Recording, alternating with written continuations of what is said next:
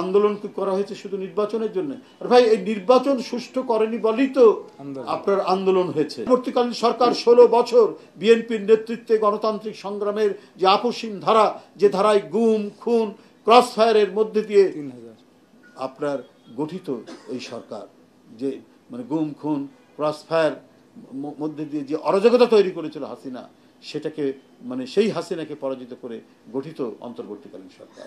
তো সেই সরকার জনগণের কাছে স্পষ্ট সুনির্দিষ্ট তারিখ দিয়ে বা মাসের কথা বলে তারা একটা নির্বাচনী প্রক্রিয়া আপনার তৈরি করবে। অনেকে বলেন, আরে আন্দোলন করা হয়েছে শুধু নির্বাচনের জন্য। আর ভাই, এই নির্বাচন সুষ্ঠু করেনি বলেই তো আপনার আন্দোলন হয়েছে। অবাধ সুষ্ঠু নির্বাচন নিশ্চিত করেনি শেখ হাসিনা। তার মানে সেই অমল ধবল গদি রক্ষার জন্য তিনি দেশকে একটা কারবালায় পরিণত করেছিলেন, রক্ত ঝরা কারবালায় পরিণত করে তিনি ক্ষমতা টিকিয়ে রাখার চেষ্টা করেছিলেন। এবং তার জন্যই এক ব্যাপক আন্দোলনের মধ্যে দিয়ে, অনেক স্যাক্রিফাইস, অনেক আত্মদানের মধ্যে দিয়ে এই মানে অন্তর্বর্তীকালীন সরকার, এই অন্তর্বর্তীকালীন সরকার সরাসরি আপনার জনগণের ভোট না থাকলেও জনসমর্থন রয়েছে, কারণ সমস্ত আন্দোলনকারী দলগুলো আপনাদেরকে সমর্থন দিয়েছে।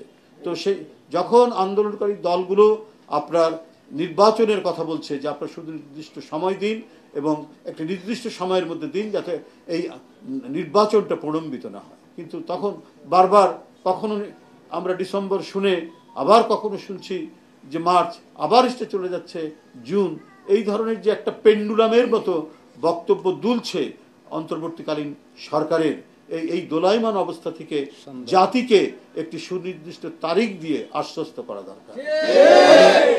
আজকের এই যে অনুষ্ঠান, রিক্সা চালক, অটো রিক্সা চালক, যাদের পরিবারের অনেকে জীবন দিয়েছেন এই আন্দোলনকে বিজয়ী করার জন্য এবং যারা আহত হয়েছেন, তাদেরকে আমরা আমাদের প্রিয় নেতা জনাব তারেক রহমান, ভারপ্রাপ্ত চেয়ারম্যান জনাব তারেক রহমানের পক্ষ থেকে ন্যূনতম যে সহায়তা, সেই সহায়তা দেওয়ার জন্যই আজকে এখানে আমরা উপস্থিত হয়েছি। আমরা আশা করি আমরা ঈদের আনন্দ সকলে মিলে ভাগ করে নিব, এটাই হচ্ছে আমাদের ঈদের মূল বার্তা হওয়া উচিত এবং এই বার্তাটাই দিয়েছেন আমাদের ভারপ্রাপ্ত চেয়ারম্যান জনাব তারেক রহমান।